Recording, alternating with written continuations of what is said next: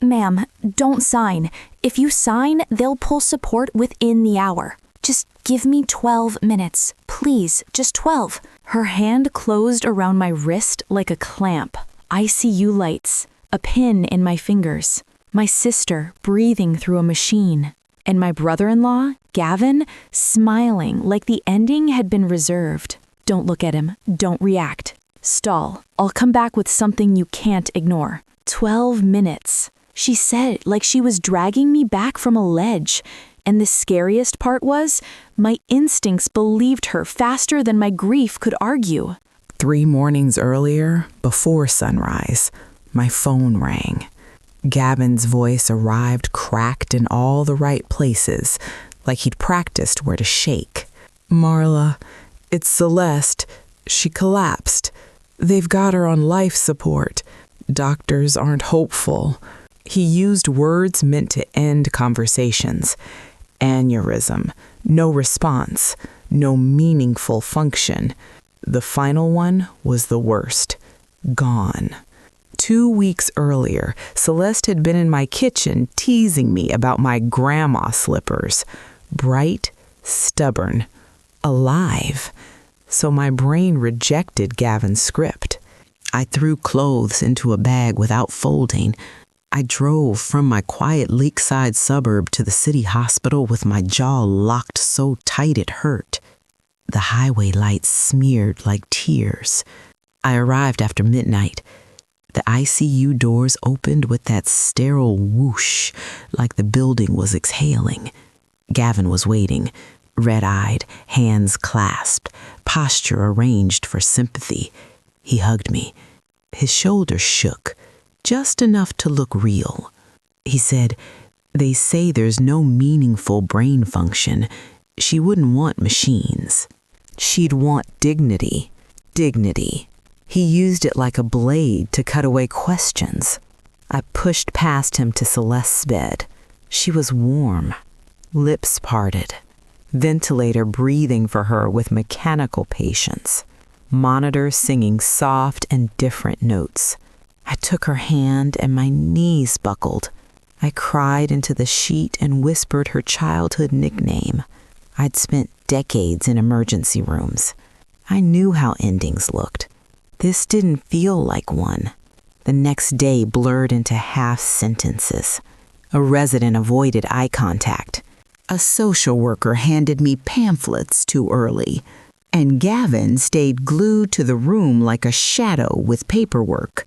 Late that afternoon, a nurse adjusted a line near Celeste's wrist. Young, dark curls pulled tight. Her badge read Nora Hale. Ma'am, can you confirm your sister's allergy list with me later, privately? If anyone asks, you requested a medication review. It sounded like routine, but her eyes said it wasn't. Fear, contained but real. That night, the other woman appeared. Not in scrubs, no badge, no wristband. Hair perfect. Clothes like she'd stepped out of a cocktail bar. She didn't sign a visitor log. She didn't speak to staff. She went straight to Gavin like she belonged there. She stood too close, touched his forearm when she spoke, smiled at him like a private joke. I asked Gavin who she was. He didn't even blink. "That's Lila," he said, "hospital support counselor." Counselor? I'd been a nurse for decades. Counselors don't drift in at midnight without a badge and never introduce themselves to staff. Counselors don't stare at a patient's husband like dessert. On the second day, Gavin pushed harder. He didn't talk about treatment plans. He talked about decisions. He reminded me, softly, that Celeste had named me proxy years ago. "You're the one who can sign," he said, like he was gifting me control, but it felt like he was placing a weapon in my hand. On the third morning, my hotel ceiling looked back at me like it knew something. I hadn't slept. My phone rang again. Gavin's voice sounded bright. Not broken, bright. "Marla," he said, "doctors recommend we decide today. I have the forms ready. Can you come now?" My stomach clenched. Every cell in me whispered, "Don't." But grief steals your vocabulary. It turns alarms into guilt. I went. Celeste's ICU room felt staged. Gavin on one side of the bed, Lila beside him, still no badge, still no wristband. A neat stack of documents on the table, a pen placed on top like a ritual. Gavin started before I could breathe. "The doctors are clear," he said. "Celeste is gone. These papers allow her to pass peacefully. Sign here, here, and here." His finger tapped the paper like he was counting money. I reached for the pen. My fingertips touched plastic, and then a grip on my wrist, firm, trembling. Ma'am, don't sign, please. If they see me doing this, I'm finished, but I can't let them do what they're doing. Nora appeared like a ghost with a heartbeat. Her hand shook. Her eyes didn't. Gavin's face flushed. He snapped, "This is a family matter. You're out of line." Leela stepped forward too fast. "He's been through enough," she said. "Stop interfering." I need to speak with Marla privately. It's about her sister's medication schedule. Protocol requires a private consult on certain issues. 12 minutes, that's all. Please. 12 minutes again, the timer clicking into place. I set the pen down, slowly so no one could accuse me of panic. I made my voice shake on purpose. "This is overwhelming," I said. "Let me speak to the nurse, then I'll sign." Gavin's jaw tightened. Lila leaned in and whispered at his ear. They couldn't refuse without looking guilty. 12 minutes, Gavin said. "Don't drag this out. Every delay is cruel." Cruel. He called delay cruel while pushing me toward a signature. Nora guided me into a small consult room and shut the door. Then she locked it. Her hands shook so hard the lock clicked twice. 10 minutes now. Listen to me carefully. Your sister isn't brain dead. She's in a medically induced coma. The words hit like ice water. My training stood up straight inside my body. "That's a serious claim," I whispered. I know. That's why I'm terrified. Her EEG shows activity. Reflexes are present. I tested pain response when they were gone. She reacted. My skin went cold. Reaction meant function, not gone. And they're manipulating her sedation. It keeps getting increased, just enough to keep her unresponsive. They need those papers signed first. They need it to look legal. "Who is they?" I asked, even though I already knew. Gavin and that woman with him. And someone on the medical side. My throat tightened. I said, "Proof. Do you have proof?" I have photos, chart inconsistencies, and something else. 2 nights ago, I came in off shift. I couldn't sleep. They were alone with her. The IV bag was different, not on my schedule. I checked the label after. Someone added sedatives far above what was ordered. She pulled out her phone with shaking fingers. Photos, time-stamped. Gavin leaning over the IV pole. Leela positioned at the door like a lookout. A close-up of the medication label. Extra agents, extra concentration. My nurse brain screamed. My sister heart screamed louder. 8 minutes. I reported it. My supervisor escalated it. The attending said I was mistaken. He claimed he ordered the change and forgot the chart update. He warned me, if I accused again, I'd be terminated. "And you still came to me?" I said. Because if you sign, they remove support within the hour, and I believe she could wake if sedation is reduced correctly. But I can't do it alone. My grief hardened into something cleaner. Strategy. "Okay," I said, "we move fast. We need something that holds up, not just suspicion." I can try to get security footage. Not directly, but one of the guards trusts me. If I ask the right way, he'll call it. "Past 3 days," I said. "Anytime Gavin was alone with her. anytime Leela was there, and anytime Gavin met the attending privately. 6 minutes. There's a neurology lead, Dr. Surrey. He's not on the attendings team. Straight shooter, hates irregularities. Get him to review sedation levels now, I said. Quietly. And activate room monitoring under patient safety if you can. Record what you're allowed to record. I can. And Marla, if they see me in that security office, I'm done. I'll keep them busy, I said. I'll stall. I'll make them talk. How long can you stall? 20 minutes, I said. But right now, 4 minutes until your 12 are up. Go. Okay, 4 minutes. Don't let him rush you. I unlocked the consult room and stepped out. My legs felt steady. My insides were not.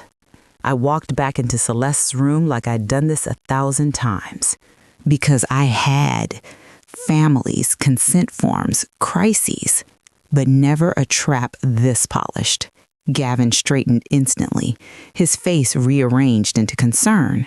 Are you ready? He asked. Almost, I said, picking up the papers. I held them like they were delicate. I just need clarity. Gavin's eye twitched. Leela moved closer, close enough their hands touched openly now. What is there to clarify? Gavin snapped. No hope? I want a second opinion, I said gently. Neurology lead before we do anything irreversible. Leela cut in too fast. There's no time. Then her smile snapped on like a mask. I mean, it prolongs suffering. And costs, Gavin added, voice sharpening. Every day is expensive. Celeste wouldn't want to drain what she built. There it was. Not love. Inventory. Of course, I murmured. Then help me understand the medical picture.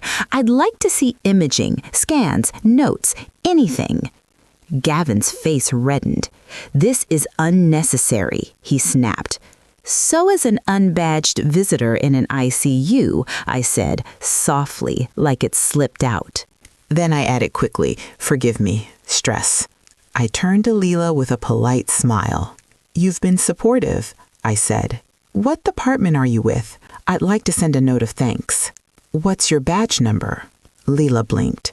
Her smile wobbled. Gavin barked, too loud, too fast. That's not necessary. I nodded as if I accepted it, but I saw the micro crack, and I widened it. One more thing, I said, voice breaking with real grief. I want 5 minutes alone with Celeste to say goodbye properly. Gavin stiffened. You've all said goodbye, he protested. She's my only family left, I whispered. Please. He couldn't refuse without looking monstrous. Fine, he said. 5 minutes. We'll be right outside. As they left, Gavin's eyes flicked to the pin, checking the trap. The door clicked shut.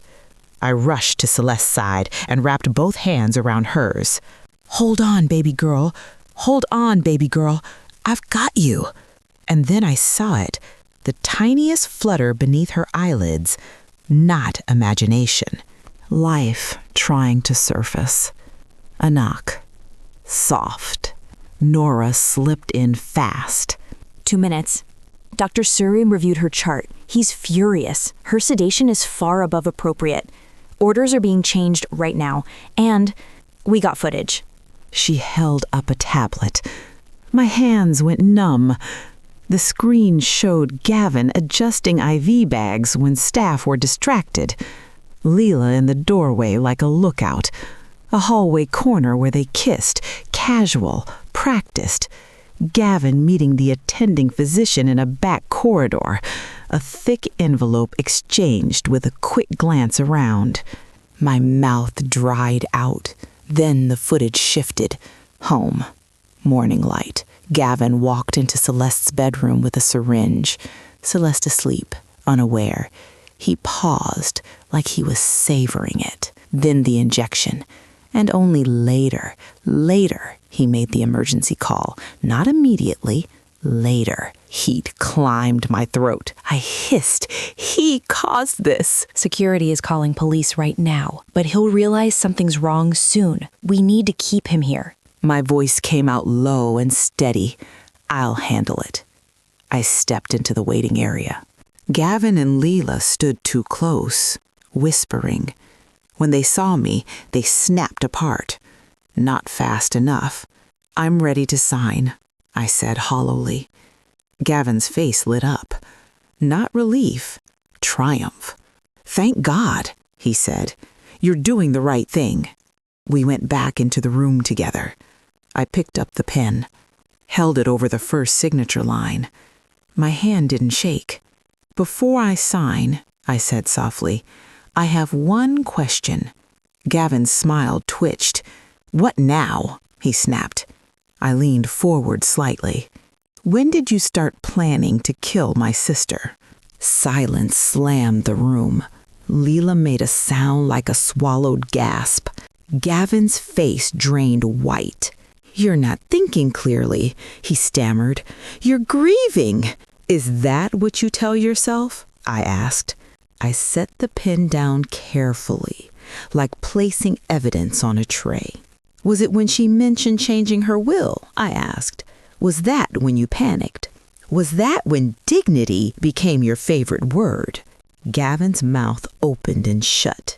"You injected her," I said. "You altered her sedatives. You paid a doctor to claim brain death.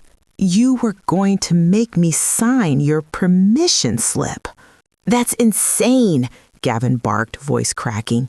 "You have no proof." "Actually, there's quite a bit of proof." Nora stepped in behind me, eyes wide but steady now.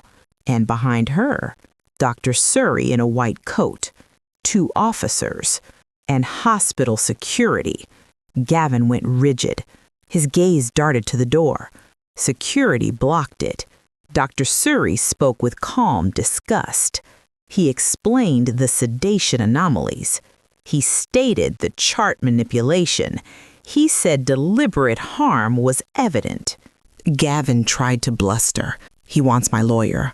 The officer stepped forward with cuffs. Leela bolted. She made it 2 steps before another officer caught her. The room filled with Gavin's shouting and Leela sobbing. And in the middle of it, Celeste lay quietly breathing, alive. Still here. Dr. Surrey turned to me. "We're moving her immediately," he said. "New team, sedation reduction. Next 48 hours are critical." My knees went weak. You did the right thing. You trusted the fear for a reason. I looked at Nora. "You risked everything," I whispered.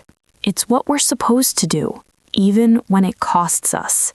If you've ever had your instincts dismissed, if you've ever felt the room pushing you to just sign, just agree, stay with me.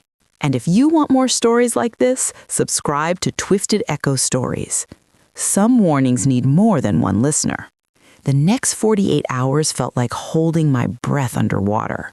Machines beeped, medications dripped under new orders.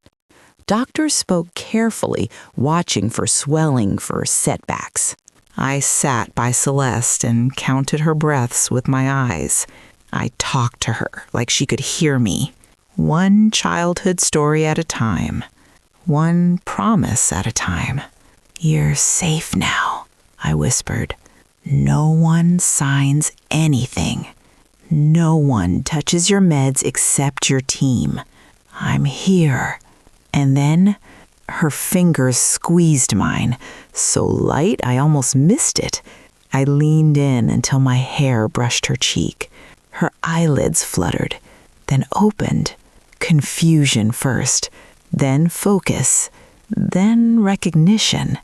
"Marla," she rasped. I broke. Tears came like I'd been saving them in a locked room. "I'm here," I whispered. "I've got you." Celeste's brows pinched. "What happened?" she croaked. Why can't I move right?" I squeezed her hand carefully. "It's a long story," I said, But the short version is this: your husband is not who you thought, and you're going to live long enough to see him answer for it. Over the following week, the scope widened. Compliance tore into records. Investigators pulled financial trails. The attending vanished from the unit like someone yanked his strings. The truth was uglier than my imagination. Gavin had been planning for months. Lila wasn't a counselor. She wasn't anything the hospital recognized. Celeste had mentioned updating her will, donating more, leaving less to a man who treated her life like a payout. Gavin heard his future shrinking, so he manufactured urgency, manufactured brain death, manufactured a signature from me. Celeste improved slowly. Physical therapy, speech work, anger flickering behind her eyes as the betrayal settled in.